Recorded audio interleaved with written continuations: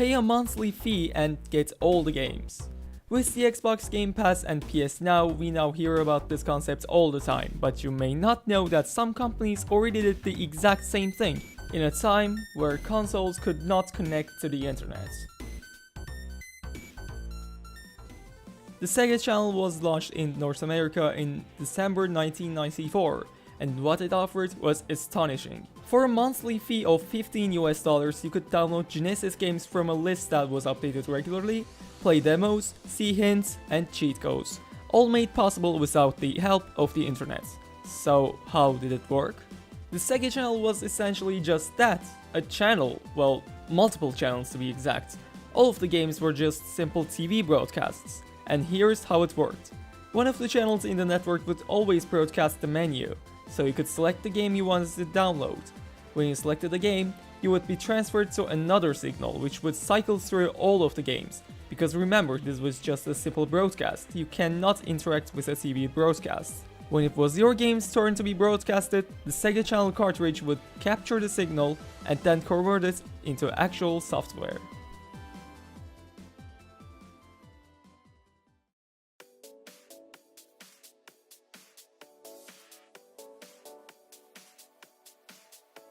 While this method was very smart, it had its cons too.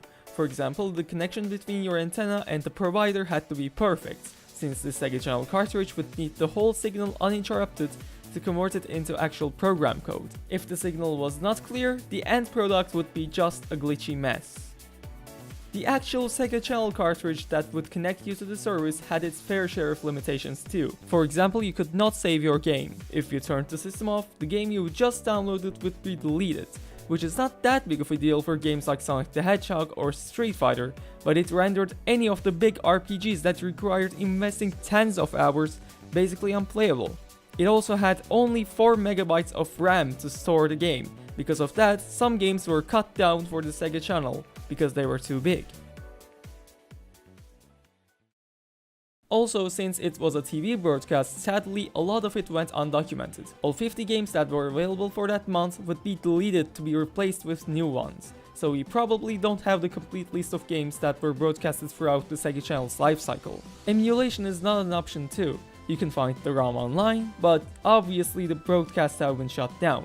Apparently, some people hacked the ROM to work without the network, but obviously it's far from the real deal. In 2009, some prototype cartridges were found.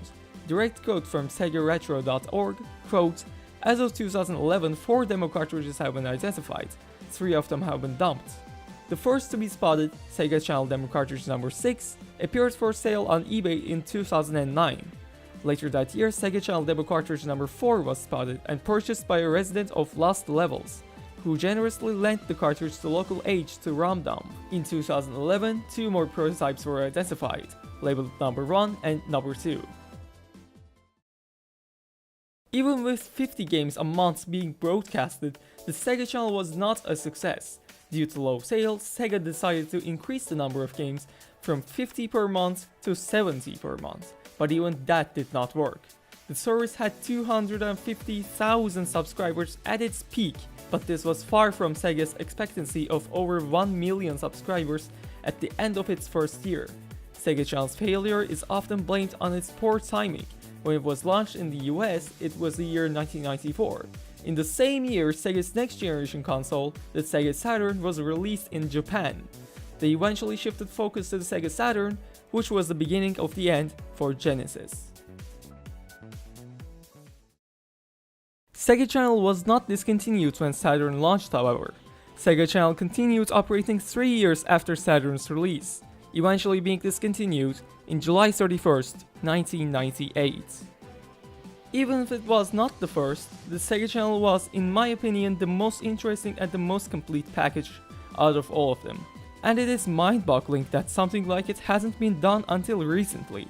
Sure, we may be able to download all of our games through the internet nowadays, but back then, something like this was just out of the question. Even if it was a commercial failure, it's great to look back and see what Sega had achieved with the limitations they had.